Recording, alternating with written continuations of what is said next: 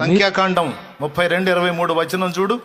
మీరు అట్లు చేయని ఎడల యెహోవా దృష్టికి పాపము చేసిన వారగుదురు గనుక మీ పాపము మిమ్మును పట్టుకొనును అని తెలుసుకొనుడి. పాపానికి ఉన్న లక్షణం ఏంటో తెలుసా? అది పట్టుకుంటదే. అది పట్టుబట్టిందా ఆ పాప బంధకాలలో నుంచి విడుదల పొందటం అంత తేలిక కాదు.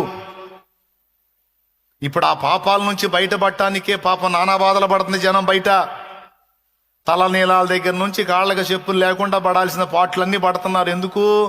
ఎందుకయ్యా ఈ బాధ అంటే పాపాల నుంచి బయటపడటానికయ్యా. ఎందుకమ్మా ఈ బాధ? పాపాలన్నీ గడిగేసుకోవటానికయ్యా. ఎందుకు ఇన్ని యాత్రలు? పాపాలు గడిగేసుకోవటానికి. అందరికీ ఉంది పాపాన్ని గూర్చిన స్పృహ. అందరి స్వాపాదే. ఈ పాపాల నుంచి పాపాలు వదిలించుకోవాలి, ఈ పాపాల నుంచి బయట వదిలించుకోకపోతే ఏమైంది, బయట పడకపోతే ఏమైంది అంటే పట్టుకుంటాయి. మనం ఏమనుకుంటాం? నీళ్ళలో మునిగి నడిపడిపోయినాయి అనుకుంటాయి. అడిగిపోయేది ఎర్రి పుచ్చకాయలో చేదే పోదు, కాకరకాయలో చేదే పోదు నీళ్ళలో ముంచి లేపితే. మనలో పాపం ఎట్టబోయిద్ది?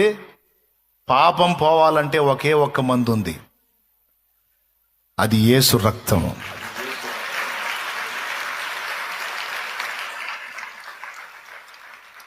ప్రతి ఘోర పాపమును కడుగును మన యేసయ్యా రక్తము.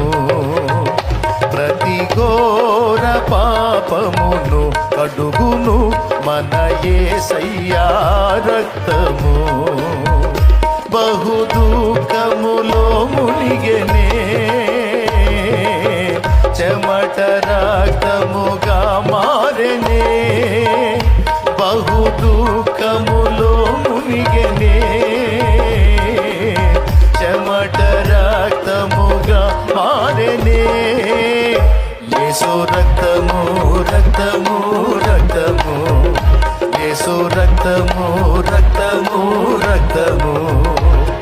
అమూల్యమైన రక్తము, నిష్కళంకమైన రక్తము.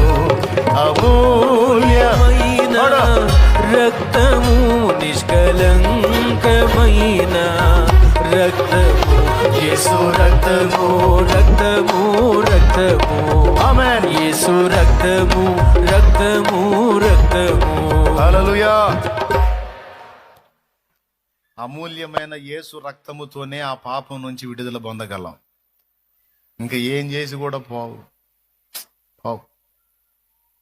పోవమ్మా.